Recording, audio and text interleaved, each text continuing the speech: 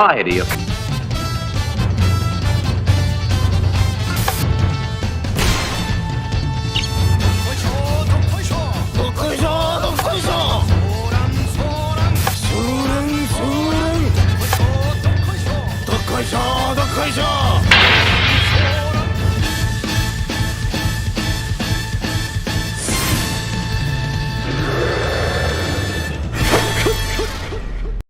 Yo, what's going on, people? Daniel here, back again for another episode of the TheAKwatch covering Kaguya-Sama Season 3 Ultra Romantic. Looking at episode number 11, sorry. And I'm here with my co-host, you know the guy, if you've been there before. Say hello to the people, Roja. Hey, what's up, guys? Glad to be back for another banger, another Kaguya Lovers War episode. The hype continues to be real, so yeah, I'm excited for this one. And this is the the penultimate episode for this season, because they revealed during the last week that the next episode is going to be a special one, 1 hour long. So we know some stuff is definitely going to be going down. And true to the fashion for a penultimate episode, they ended on a cliffhanger. But before we get a bit ahead of ourselves, just wanted to ask you, Joe, what did you think about episode 11? Episode 11 was very eventful, very eventful, and they could have went wrong by just teasing too much and dragging it on and not giving us good kind of storylines or conclusions to scenarios that's been brought up, but they haven't. They used the comical aspect as well as the character development we've had through the last 3 episodes, and like it kind of actually led on and furthered the storyline, which was kind of lit. So I really enjoyed episode 11, especially some of the antics that took place. Some moments made me sad, but we'll talk about that. I think I can imagine which ones, but yeah, I think it was a good episode. I enjoyed it. I don't think it's like among the best ones of the season, but I think it was a good one to set us up for the finale. Especially knowing that it's going to be a longer episode than usual, so I can tell it's going to be fitting in more things than they would have normally intended to. But I guess we'll just hop into the parts as per usual. And we start off with Miyuki Shirogane wants to make her confess part 4. And in this part we see Kaguya visiting Miyuki in his class, and as she attempts to get a balloon figurine from him, she chases around in a circle sort of fashion just to get a heart. And then yeah, it's really about balloon animals or objects. But yes, that was. So what did you think of this part 4 of this whole Miyuki wants to make a confess series? I think my initial thoughts were, firstly, when we're presented with the phantom ghost situation and obviously Chika, in my mind I was thinking, yeah, this is the events Daniel was talking about. This is what we've been discussing. Chika actually faking a situation so that she can instigate and do something. This is what the Games Club have been working on. That was my first thoughts, because obviously she's probably using her political prowess to fabricate a whole scenario and then now be the leader in solving the mystery. So that bit gave me jokes. I was like, okay, Chika, trying to stay relevant. But regarding the whole like Miyuki and obviously Kaguya situation, you can just tell that one person is way more composed at this point than the other, and Shirogane, most composed individual throughout this episode. And it started with this section because Kaguya, she's already letting on so quickly that she is kind of frazzled, or she, apprehensive, has a lot of nervous energy, because like simple questions or simple scenarios where he's like, oh yeah, Shirogane his section happens to be open, so you can go and he will be the one to do the balloon animal for you. She's now over, making the situation like suspect by being like, oh yeah, like because it just so happened that I was here at this time. Oh no, bro, like Kaguya, you're just rising suspicion on yourself. I found that hella funny. Yeah, so okay, so you think the Phantom Thief is set up by the board game club? Is that your theory? What's your theory on that whole mystery? 100%, 100%. Like, this is not out of the blue. This is like, and even to the extent where Shirogane is kind of downplaying it, because he's probably even thinking, this is just some nonsense, like commotion. This is like every was it event festival kind of needs this commotion thing. I just feel like he just didn't want to be involved. But the way Chika hopped on the case is too, like, no questions asked.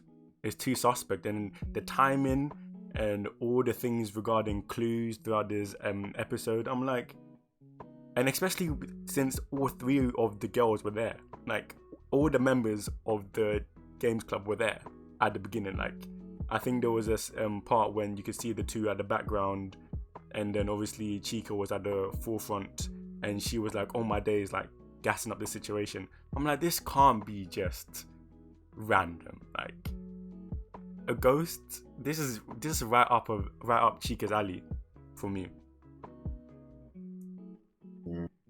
Interesting. Well, I'm gonna have to disagree with you. I don't think it's anything to do with I think it possibly could be them, but I don't think it is, because they were surprised, unless they're really good actors. But yeah, they were surprised by the fact that there's a thief going around, and I think this is just my idea. It's something that comes later in the episode, but I think it's either Shirogane who set up this Phantom Thief thing, and if it's not him, then I guess the other obvious culprit would be the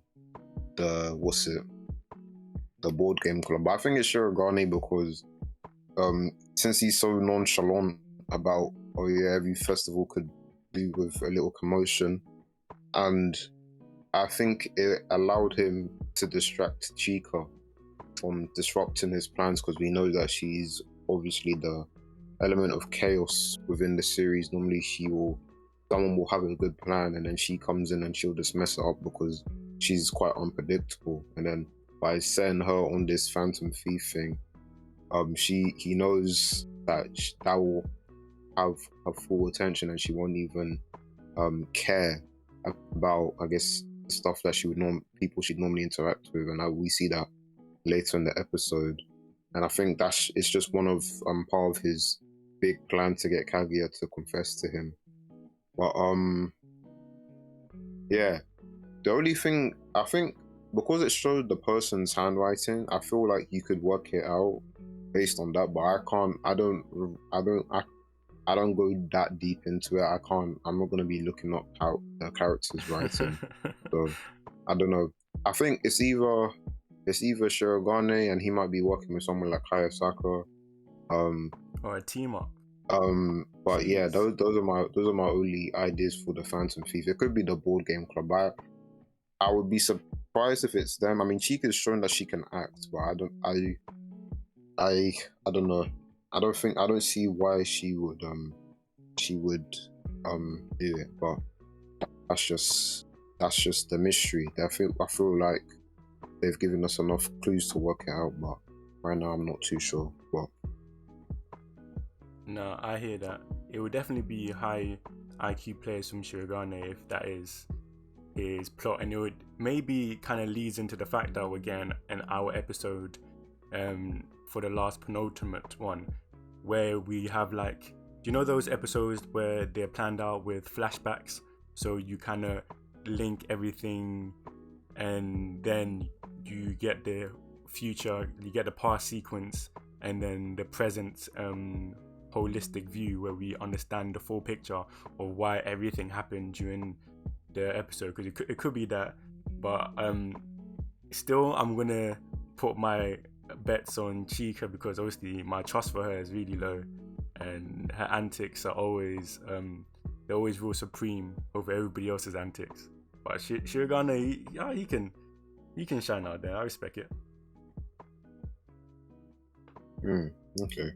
Well, yeah, Shirogane, I guess he was trying to, I don't even think he was trying. He was just, yeah. One thing about this, I guess this part that kind of annoyed me, it just felt as if we had regressed back to season 1, or more really season 2 antics, where Kaguya's pretending, like she's trying to make him confess to her first, when we already went through this whole episode where she said, okay, I don't mind being the first one to say it, and then she's trying to act all sheepish when she's asking for the heart. I'm just like, I thought we already established that you're okay with confessing, but now you've got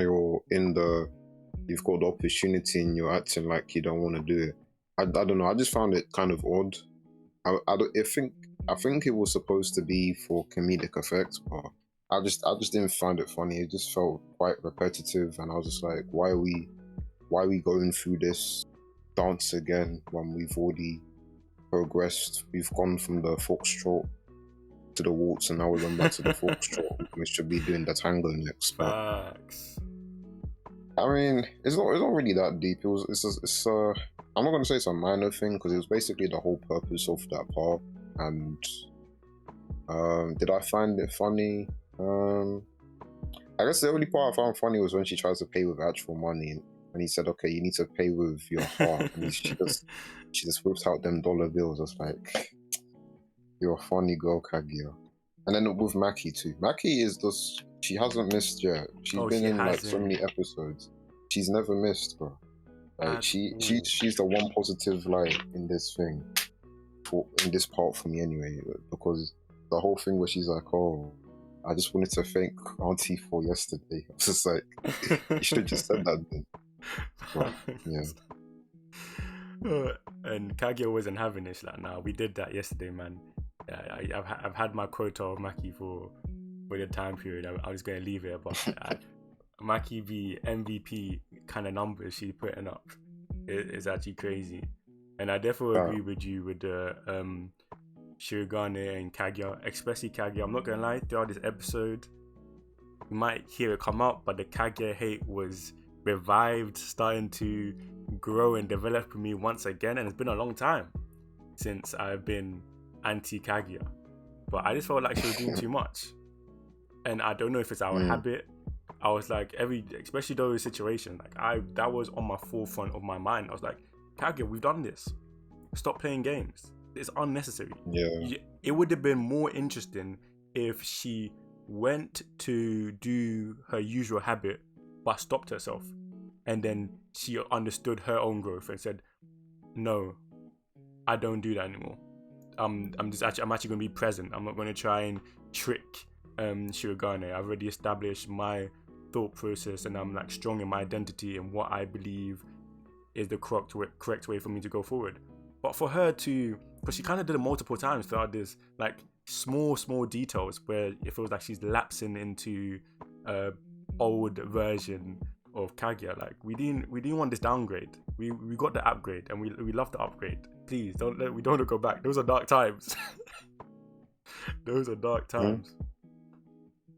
I do like I said, how Shirogane has definitely been super composed throughout this episode, and even here, I don't know if he's aware that Kaguya is trying to do her normal antics and just so much further ahead in terms of steps that he's just I can spin this or do whatever I want, in the grounds that he's not even going to be ever embarrassed again by his love for Kaguya. There's nothing, you know what I mean? He's never going to be in a situation where he feels I have to win. Like, it's all I'm trying to express and trying to give opportunity for both of us to express ourselves. But the way my man reverse Uno that and said, "It's a heart for a heart." I was like, "Okay, King." I was like, "Okay, King." His pose and everything. I was like, "That's energy. That's energy." And was it Kashiwagi? She's also another MVP because she her stock her stock was on a time low, but it's rising up once again. It's going up. We remembered why we actually liked her. Remember in season 2 when Kage was complaining about the president's eyes being normal, and then Kashiwagi's just like, "What are you talking about?" You see, we got that Kashiwagi back now. I can understand her. She needs to stay, man, because she was doing the magic assist, MVP prime magic. While I was dishing out the passes like it was nothing. Oh my days, Showtime Lakers it was very different. I was like, okay, it was crazy. Okay. Oh my days, yeah. My love for her went up in that moment. I was like, okay, we got somebody. And kind of throughout this episode, you had moments where people are allowing things to go their way, which was kind of sick. There was nothing standing in their way that usually stood in the way. Yeah, I think what I've realized is when Kashiwagi's by herself and she's not with her man, she's a lot better. I can't lie to you. So you're saying her man is a toxic one? Oh my days, brings out the worst. No, I'm saying that she becomes toxic when she's with her man because she's overprotective. Makes sense. It makes sense. Yeah, she needs to. The less I don't know, it's a growth thing.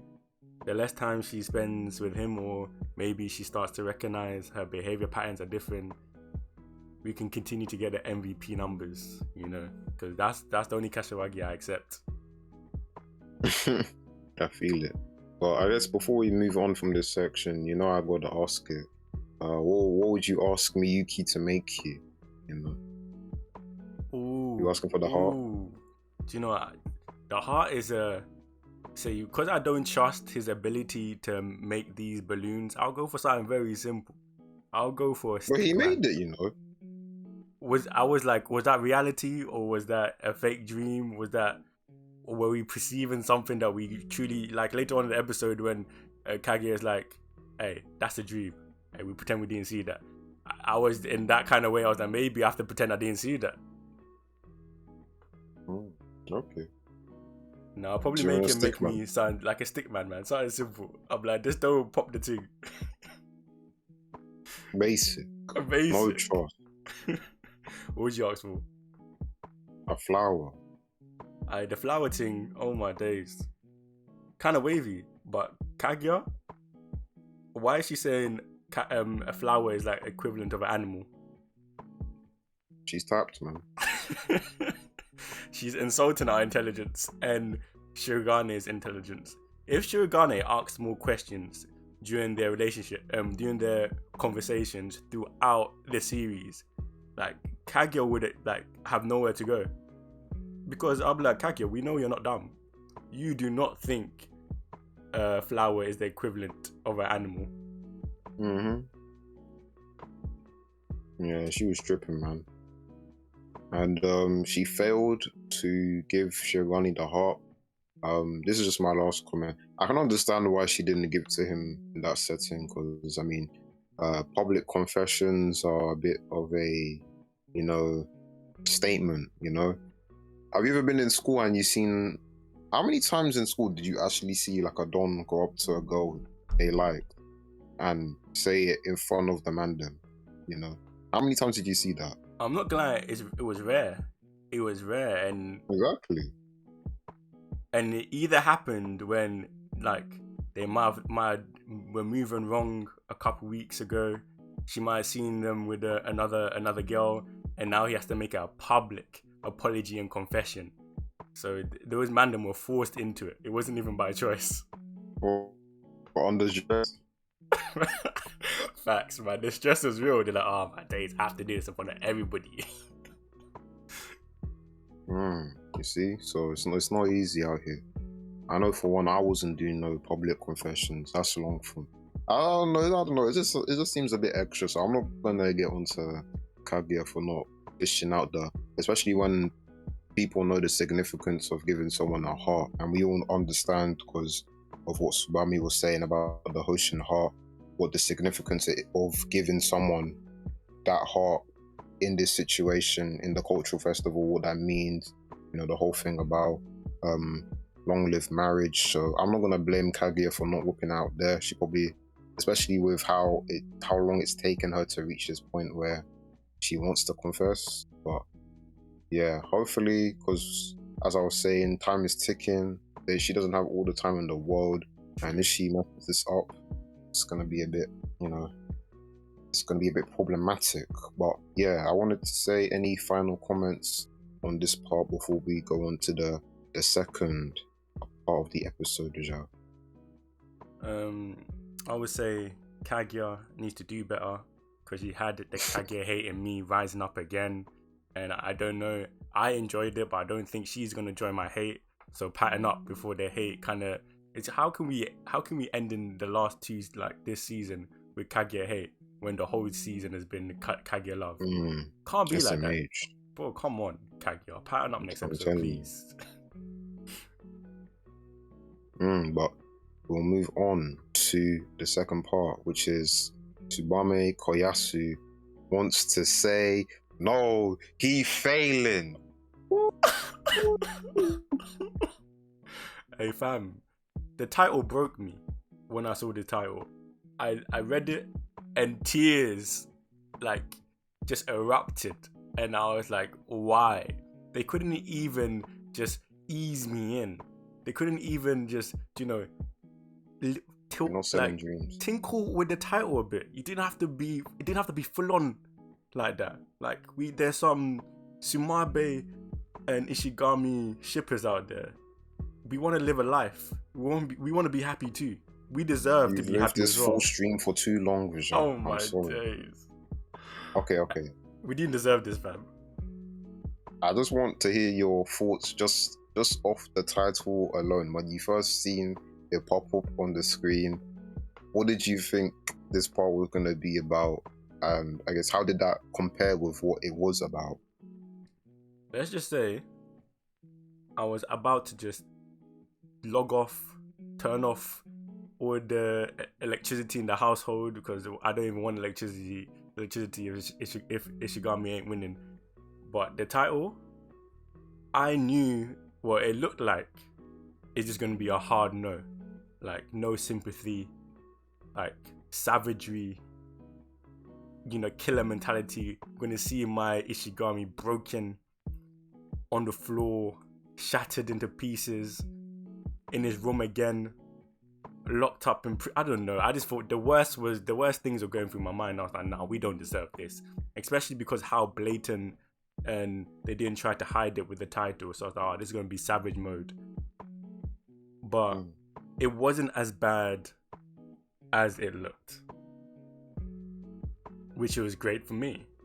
Because, and the thing is, it looked like it was going in that direction, especially when Kaguya came to ruin the vibes and not play her part properly and misunderstand what she's supposed to do. Because for 2 seconds, this is also where the Kaguya hate started to rise up again. Because for 2 seconds, I was like, okay, yeah, this is the right person for you to meet, Kaguya.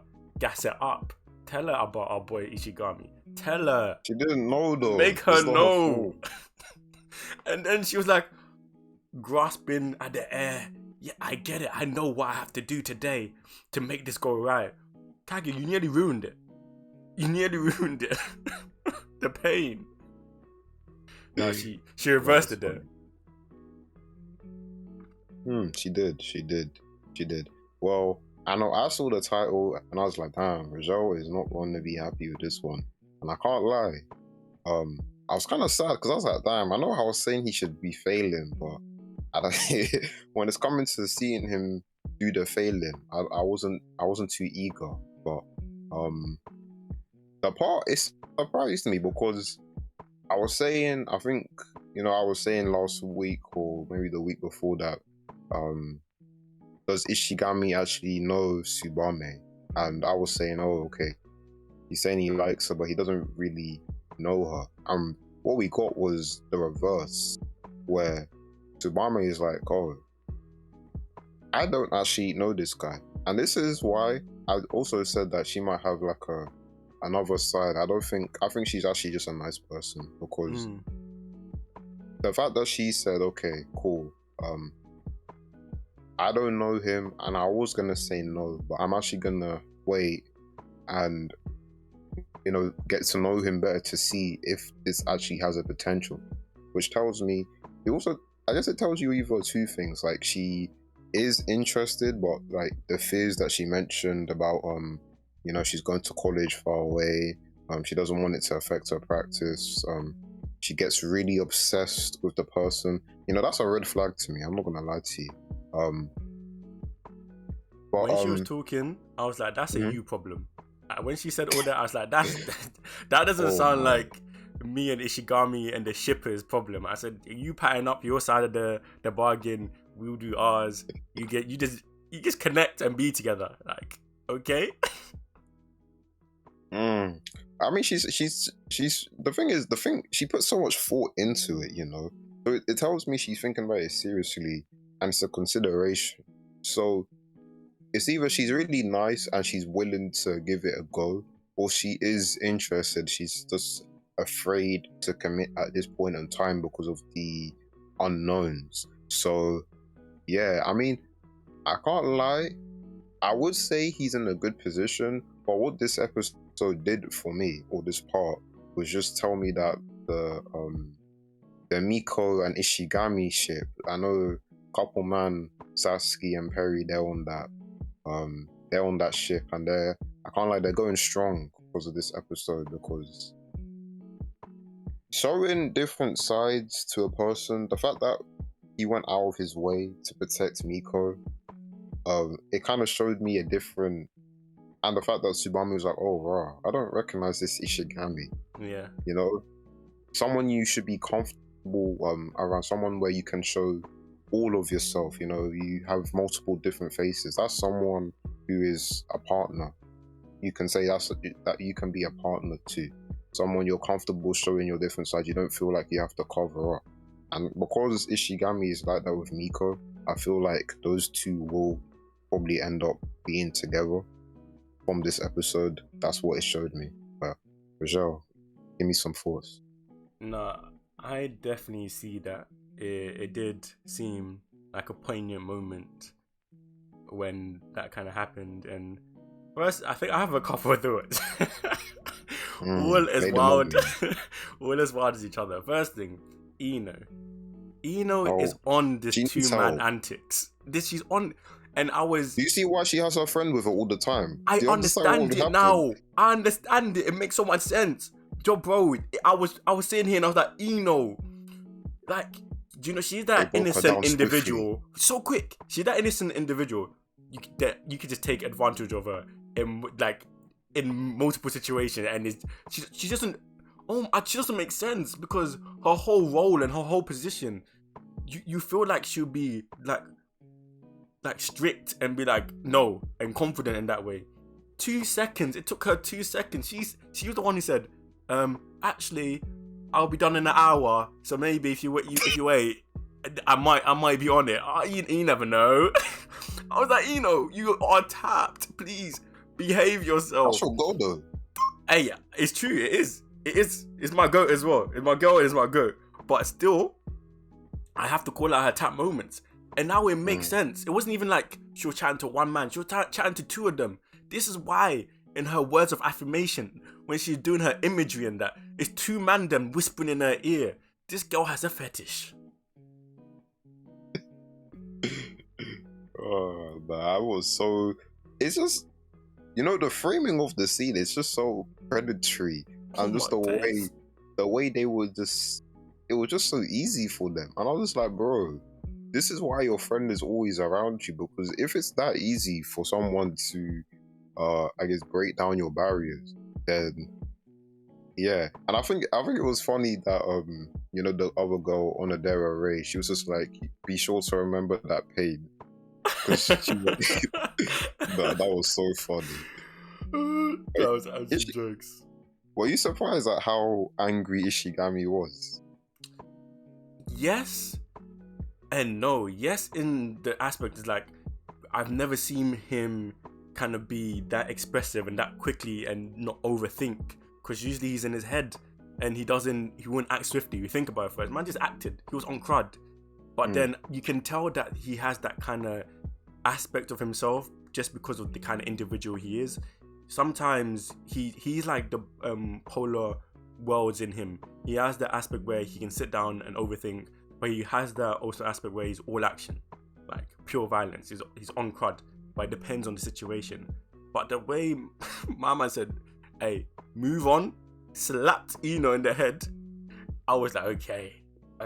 And his face, his expression didn't change once. Cold blooded. I rate it though. I rate it though.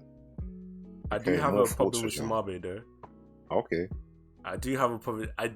Like you said earlier, when you said, sorry for cutting you off, I did.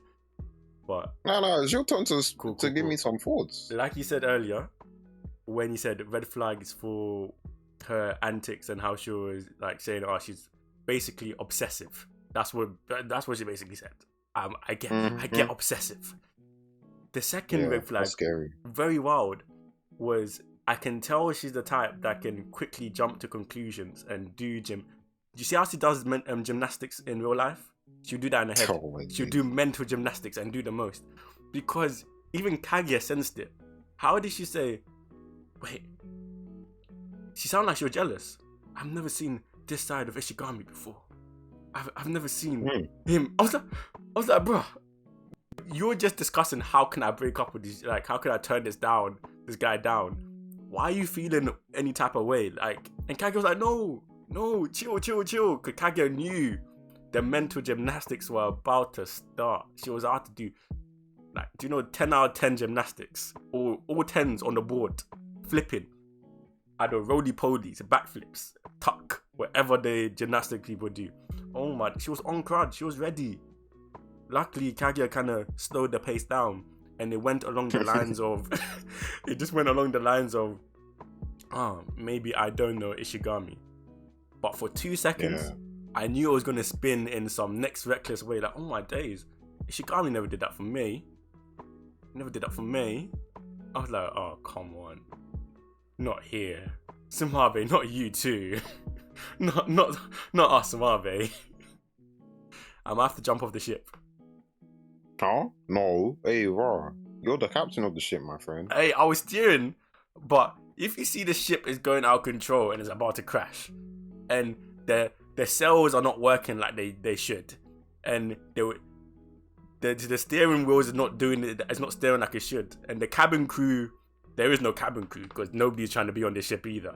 Like, you have to know that you have to jump off, put on your life guard, your life jacket, and jump on a mini small boat for safety. For my safety, I'm gonna have to jump off the ship.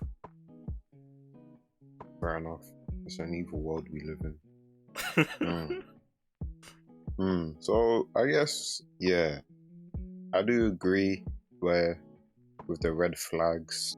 It was kind of, I think it's the way they framed the shot where she said, oh, I've never seen that Ishigami before. I was like, oh, wait. Looked like a hater. She looked like a hater. I was like, nah. I think instead of hating, it's more surprise and a hint. And I really mean a hint of jealousy. Because you know when, okay, you have a friend, right? And then you're cool with this friend, and then you see your friend with a different person, and they're like a completely different person. You don't even recognize them because they might feel more comfortable around that person. You might feel a way because you're like, oh, you're not like that when you're with me though. You seem a bit more guarded. You seem like you're always trying to please. Why can't you just be as relaxed as you were then? Or why can't you show a bit of anger? Like, show some flaws. You're always trying to look perfect in front of me.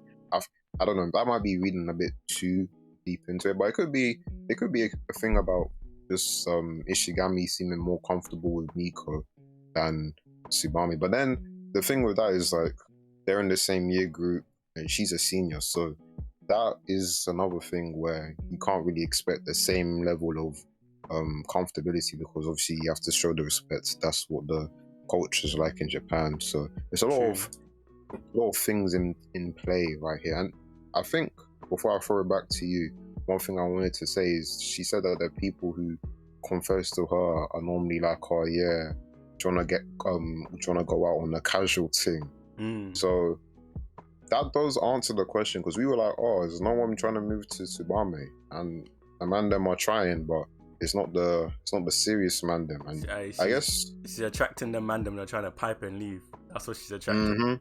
Yeah, and I think that might also be a reason why she was just looking to say no, because okay, say she says yes, I don't think her going out with Ishigami is gonna stop them saying, like, they'll probably see Ishigami and be like, what? He's the goalie. I'm still striking. Yeah, it's true. It's very true. And it's not like they have a lack of motivation. Like we saw that the clip when she was doing the gymnastics. These mandem are highly motivated when they saw it. They probably watching her do gymnastics all the time and like, rah. One day, Ishigami, you're not a factor. I'm sorry. I'm like, you'd have to be on crud like you are with just now with Ino every day for the rest of your life. Because those man, they will see you and be like, nah, we're gonna they'll look at you and say, we're gonna violate. That's what they look at you. It's peak. A man them will do that. It's true. It's peak. Alright, I'll pass it back to you, Ajal. Let me know some more thoughts. Chika also MVP numbers, because she was funny, I can't lie. Hey, how can my man profess his love, try to give you the heart, and you throw it back in his face, a pop quiz? Like, make it make sense. I was like, Chika, you stay being consistent. You are actually the same individual forever. Like, don't change. That was that was funny. Like, cracked me up. Nah, that was. You know what made me laugh the most? It's just the way man said, "Oh yeah, I like you, go out with me." She looked at him and then she jumped and turned around. I don't know why. It was just so funny. It's just like, why did you do that? No, she extra, man. She extra for absolutely no reason, and I love it. I actually love it. Oh my days. That was like the wrong person for Tsubame to see at that moment, because nobody has the sauce like Chika. I'm not gonna lie. She has the sauce when it comes to just extra level, activities. When it comes to interacting with other human beings, she just has it on tap, because she let that man go, and my man was happy. His soul looked rejuvenated. Man was a new human being. I've never seen somebody like just revived and feel so at peace, but at the same time, like, their heart was basically stomped on. Basically, she's smooth with it.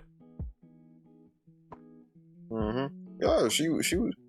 It was actually a nice way to confess. It's not even like she said, "Oh yeah, I don't like you, go away." She said, "Okay, my heart is free, man. I'm trying to be free, but sorry, man."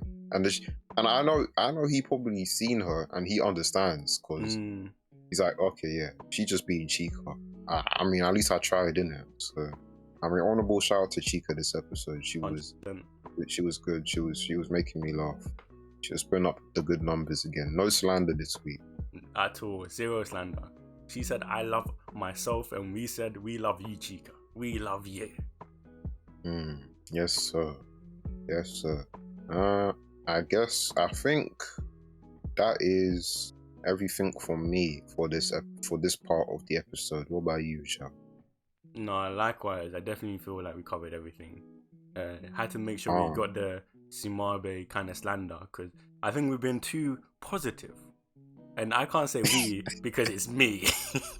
I've been too positive. Maybe I didn't know Tsubame. And well, because he wants to say no. It's on hold, my guy. It's on hold now. I was doing aesthetics. I said, hey, this looks like it could work. And I told you he was failing. Shout out to Perry. Shout out to Satsuki. Shout out to everybody who was like, do you know what? Miko might be the one for him. maybe I couldn't see the vision. But you never know. I might be swimming back to the ship. You never know. I'll stay drowning with the Maki ship. I know that's not happening, but it's a dream still. I hear that. Okay, we progress to the final part of the episode, and I just want to warn you, Joe, there might be some Shirogane slander, so I'm just prepping you. Just stay ready. I didn't want to ambush you, so. I hear that. Okay. So this was me. Nah, go on. No. Just carry on, G. Carry on. Nah, I hear that. Okay. We'll get to it. This is Miyuki. Shirogane wants to make her confess. Part 5. I swear this is like the longest, series of, parts. You know what I'm saying? Like, they don't normally go up to 5. But yeah, basically Kaguya and Shirogane go on a date, and then, because it's the end of the episode, they had to end it on a young cliffhanger. You know the scenes. But yeah. I'll just get out of the way, because there's no point of doing the suspense thing. The reason why I like the part, but the reason why I'm partly annoyed is because, for me, if this whole him taking her on the date is just part of the plan that he manufactured, and he manipulated certain factors to push the direction of the date in this fashion to ultimately make her make this choice to confess or not, I don't really like that, because I think it's unfair to Kaguya. I think it's manipulative, and kind of takes away the agency. She doesn't really. She's only making this choice because you forced her into it, rather than her naturally coming to the decision and comfortably saying it. I don't really like that control, especially because if you're able to manipulate things or organize things to this extent, you should just come out and say it. I still don't like the fact that he's trying to make her say it first. I think it's dumb. It's because you already know that you like her. Why are you doing all this acrobatics to force her to say it first? Especially, and I think it's very I think it's very foul for you to be like, oh yeah, I'm not gonna be here next year. I'm leaving. Yeah, my state though. Yeah, that's peak. Like, because we know that you're trying to do. You put that there. You didn't put that there because, oh yeah, I want to tell you that. Okay, I'm assuming here. I'm assuming that he put that there because if Kaguya knows that he's leaving and then he's not gonna be here for much longer, but I swear that does she know that he's going abroad? I don't think so, because if she did, she would have moved swiftly. Because, like I said before, them girldom abroad, the diversity of choice, and if you went abroad and especially how deprived they've been, Shirogane not cussing what he has and what he has access to, but when you go to another world and another environment, and you get to, you might lose yourself. Bruh, it's a different world out there, and obviously people would have warned Kaguya. She's like, Kaguya, you know what? You might have to, like, it's not even a dating thing. It's a pull out a ring, get contract signed kind of thing, and even then, it might get political. Yeah. So, based on that, I don't think she knows. So, I'm assuming that he put that there to force her into action. And I mean, it's not a bad plan. I just don't think having a plan. I'm just not a fan of the scheming. That's just the main point. I'm not a fan of it. But yeah. No, I hear that. And it is a tad bit our character. It seems more of a Kaguya move, if you know what I mean. But and I did see it throughout the episode. I was like, why are we choosing now to do it? Like, this is actually the moment where, realistically, in like reality, when like this is actually kind of scenario taking place, people more likely say, I'm not going to tell them I like them because I'm moving. And it's unfair to now start professing our feelings for each other as like this kind of section of our lives might be coming to a close, and we never know what can happen. And you know, like, we had opportunities. Now it's too late.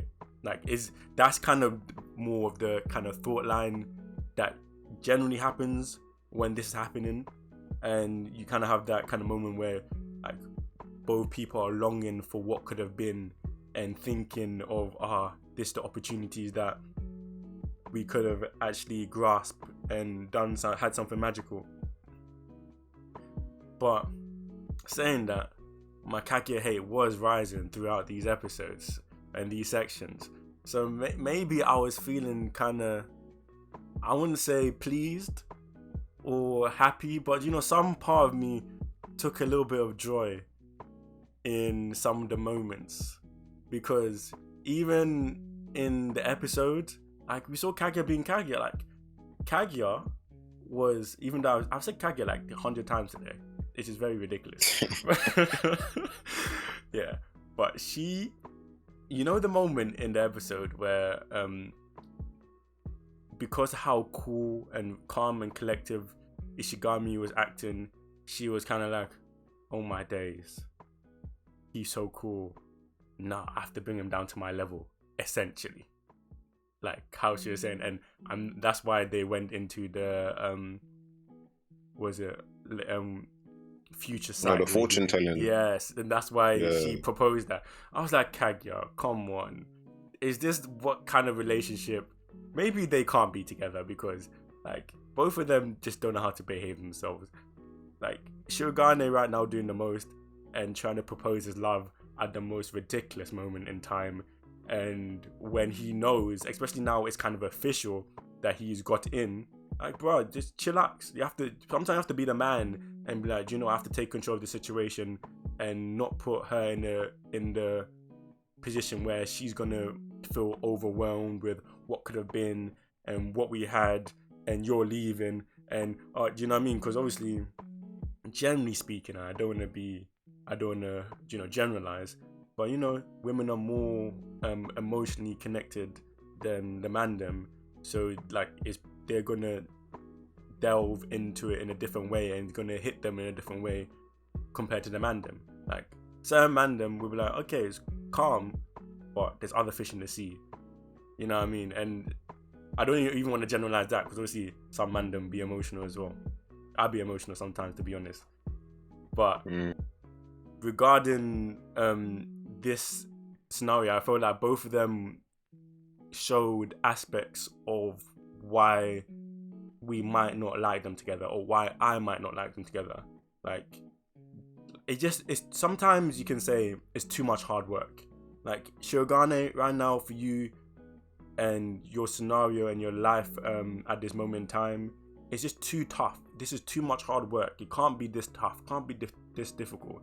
And Kaguya, like, for you to also be a kind of different human being and like change your kind of fundamentals, or the things that kind of make you like, you change a lot, but some things that you do are still very questionable, and it still shouldn't be this hard.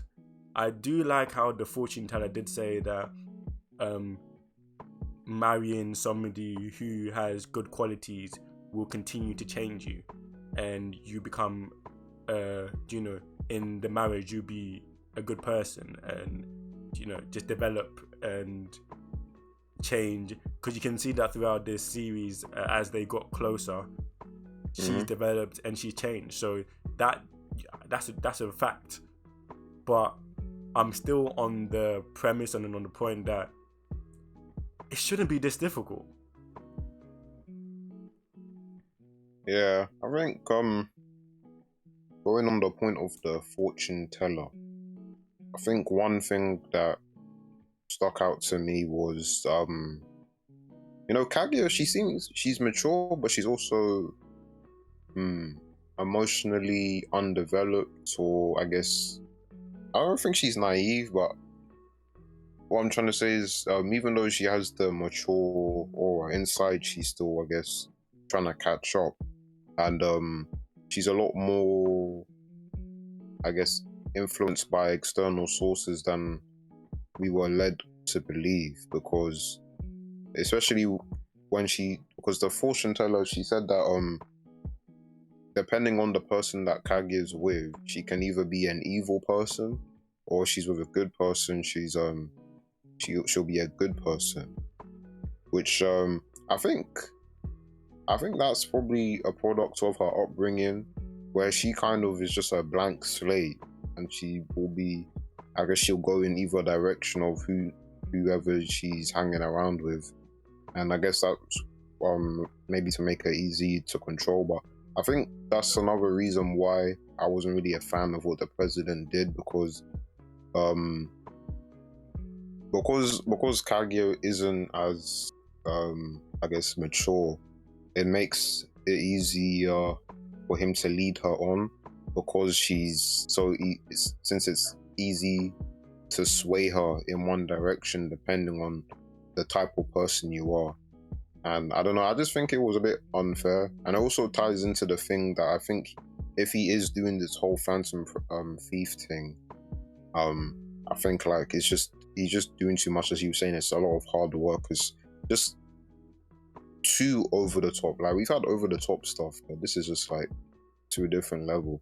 And I don't know, another reason why I think he is the organizer for this phantom thief thing is because, like, when they're walking the corridor, you see Chica running up, and in that situation she would normally come up to them, right? Yep. But she just runs past because she's so concentrated. To me, it would make sense for him to organize that so they can have that alone time. But the only thing is, the other two situations with like Miko and Ishigami, he can't control that. I don't see how he could have got like Tsubame to ask him out, and then Miko with the that rugby thing they called that. That was funny. But yeah, I don't know. I think it just depends on the next episode. He's gonna have to. Right now, he's trending towards the negative side for me. I can't lie. No, it's true, and it's like the first time we kind of see him like that, and we know compared to most of the characters we've seen, he has the most maturity levels, like the highest maturity level, and because of his vast experience beyond most of the people who go to the school, his experience of life is so much more vast than them. So you would, throughout the series so far, we've seen him handle things so differently and just have a much more kind of holistic perspective regarding each scenario and how he proceeds. So if this is the case, like, he's not one of the people we can kind of let it slide and say, maybe you're naive, maybe you didn't understand. Like, you're young, obviously everybody makes mistakes, we're all human, but everybody also has a level of responsibility, and my man is responsible for how he's handled the scenario, like, going forward, and whatever results that may produce. And obviously that kind of overshadows our viewpoint of him. But it's also kind of cool because I like the fact, from a storyline perspective and from a person perspective, like, Shirogane is just not the perfect human being or president that we kind of always thought he was, and maybe not. He's not always going to play by the books, and it might be irresponsible of him and from a misunderstood perspective. But my man, maybe comes out next week, we understand a fuller, like, from his perspective, what he's seeing and why he's making this decision, so it kind of makes sense, or we can evaluate it differently or see it differently. But obviously from the outside looking in, and from here, it just looks like, raw, bro, like, why? That's like the thing, that's someone like, why? Like, what's your reasoning? Like, why? Especially at the end when my man's saying, I've got in. Like, how are you slapping that on somebody like that after I'm not gonna lie, Kaguya just had the best day of her life. Like, please, like, that's when I'm more empathetic towards Kaguya. I'm like, she was like, all my days, I wish every day was like this. Kaguya was living her best life. You can't then, obviously, she's growing in hope, she's growing in trust, especially from how underdeveloped she is in terms of that kind of aspect. You can't just like slap onto her and be like, oh, yeah, I'm not going to be here next year. That's wild. Yeah. And okay. So what do you think? Obviously, I got two questions. First question is, what do you think the reaction and I guess the effects of this confession, what will it have on Kaguya? And then the second question is, do you actually think he's gonna leave the school early? Cool. I'll tackle the first question first. I do believe, from what we've seen so far in terms of just Kaguya as an individual, the most likely high percentile reaction we'll probably get is a calm, calculated, she's gonna slap that right hand on her cheek, collect her thoughts, them ones, and just position herself in the best way possible, because obviously that's her upbringing, that's her understanding of high intense situations. She's built for these moments. Her lineage and her family is built for tough moments where you have to be relaxed and make the best decision. So that's the most likely where she's going to be probably congratulate him, say this is probably what you dreamed about, like you've done so well, you're the president, you're reaching for stuff far beyond you deserve this, you're a hard worker, we've seen how hard you work and what you do every day, and I'm sure it'll go well. Obviously internally she's probably having a mental breakdown. I feel bad for laughing, but Kaguya's dramatic, in her head moment. That's what probably happening simultaneously.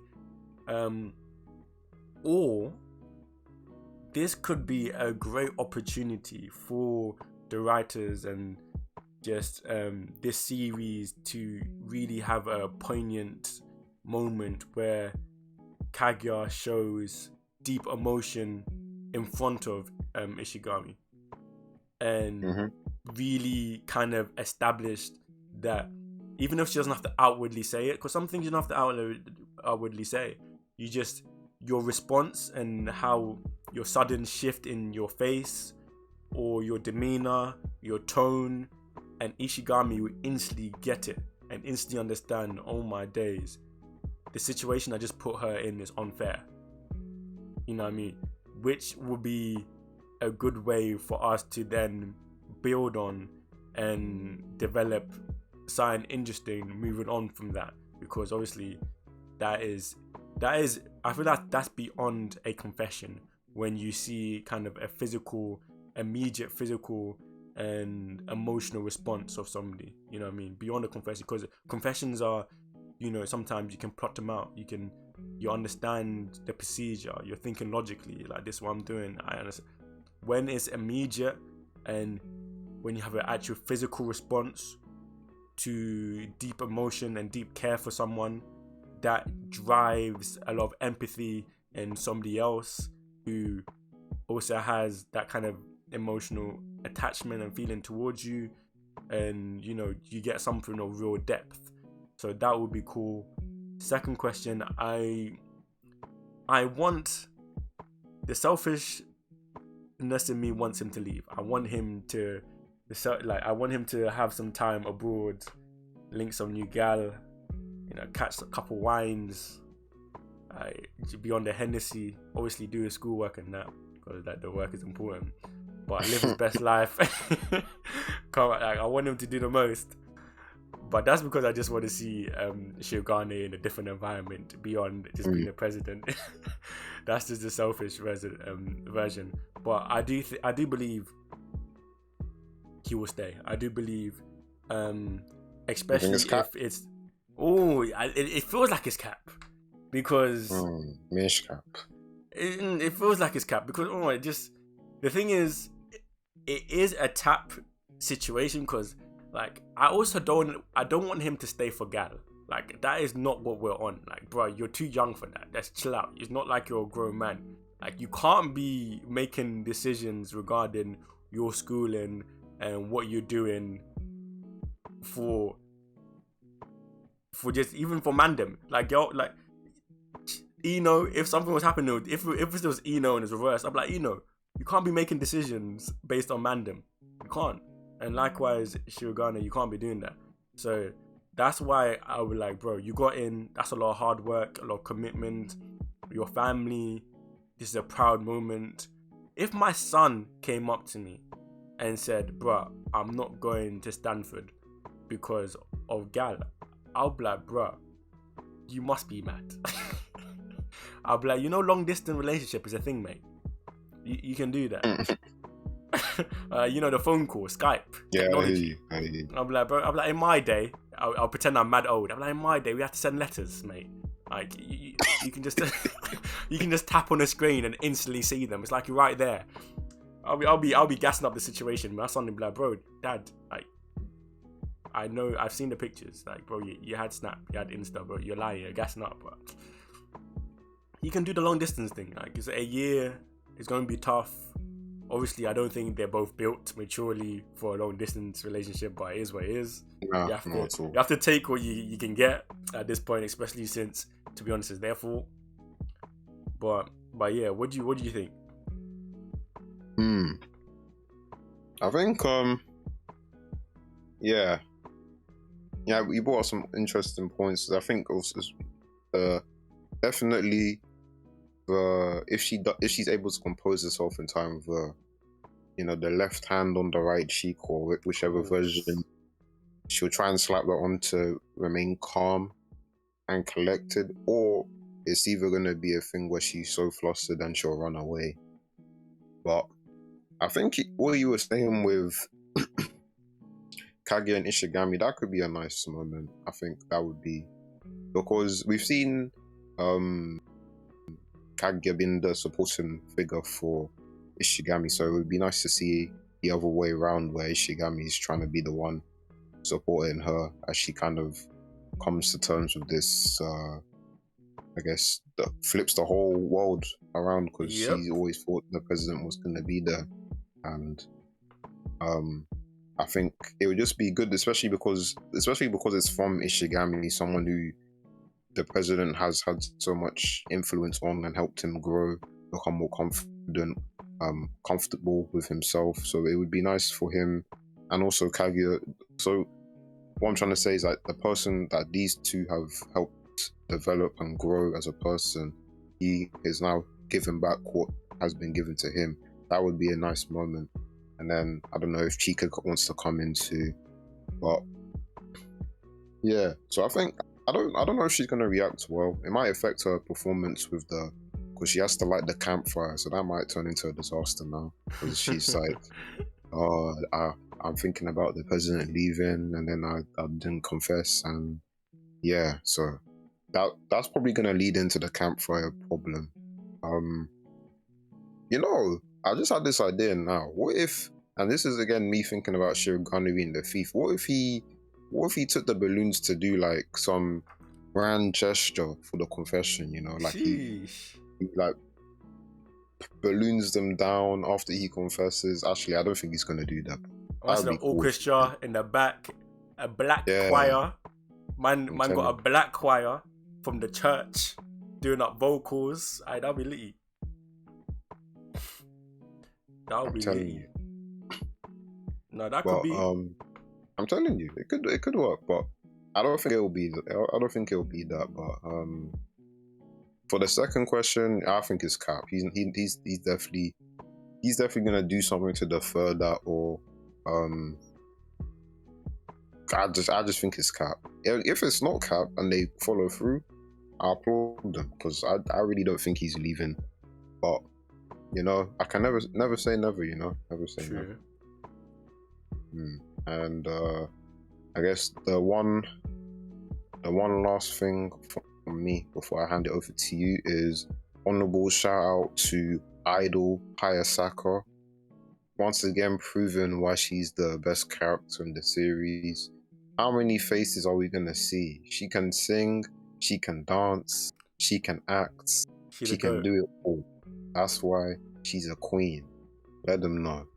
Rogel, I hand it over to you, my friend. 100%, she's the goat. I definitely want to quickly point out Tsubame and their interaction. Ishigami might be seeing Nirvana soon behind the school building. Do you see how my man said instantly?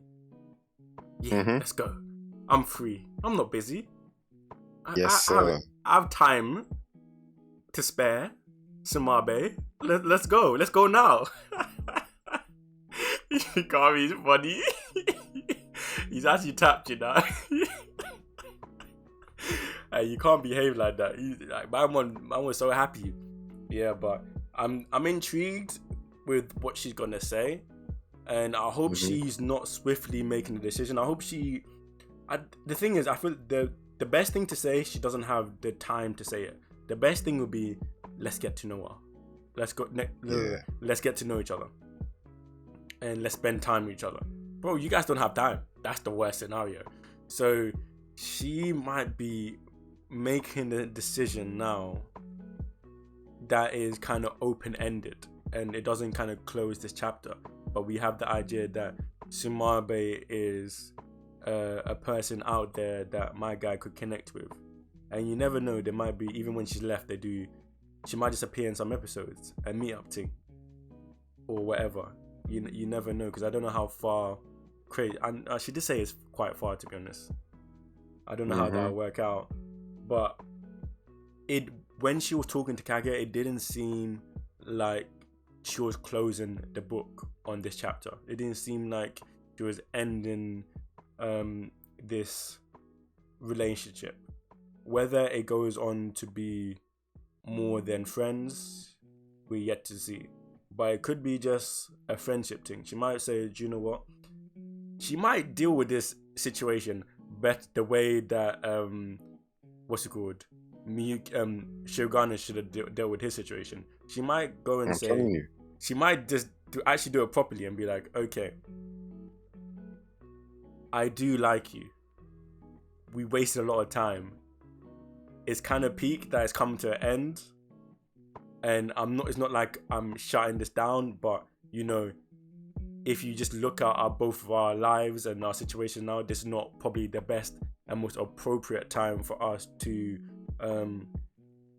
be together. But we will keep talking and keep trying to see what happens, and we go on from there. Like, you know, we learn about each other and talk to each other and develop this friendship and see what happens, which is probably how Shirogane should have if Shirogane is actually leaving, should have handled his situation. So I definitely feel like it would be more clean cut and like proper, and my guy Ishigami wouldn't have a broken heart, which I'm happy about, and he might visit Nirvana, which is also a plus. Oh wow, you still on this Nirvana thing, bro? Yeah, bro. You need to be stopped, man. You can never say never, man. Shout out Justin Fair Bieber. Fair enough.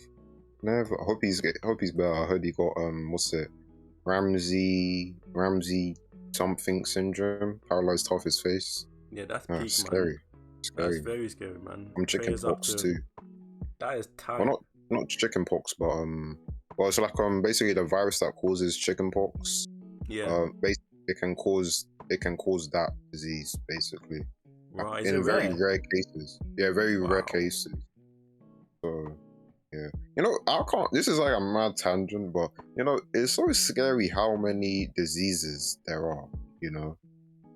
No, 100%. You're actually right, especially when like it makes you feel like, right, we should be in bubbles and never leave the bubbles, because this world is actually not safe. Like and our body, although like we're made strong and we have resistance and stuff, we're so delicate. Like any little thing and it can get political for us. Because oh my days, if I had that, I'd be crying every day. Like, I wouldn't wish that on my enemy. I'm telling you, no way.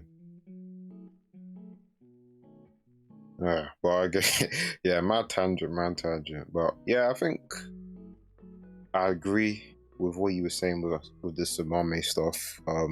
I did like how she came up to Shigami and she picked him up, and then we are all curious what she's gonna say, because we didn't even say this, but Ishigami still doesn't know that she thinks he confessed to her, which is just gonna be a headache, because I can tell she's gonna be saying something along the lines like, "Oh yeah, I appreciate your feelings, and I'm gonna wait to answer you if that's okay," and he's just gonna be like, "What are you talking about?"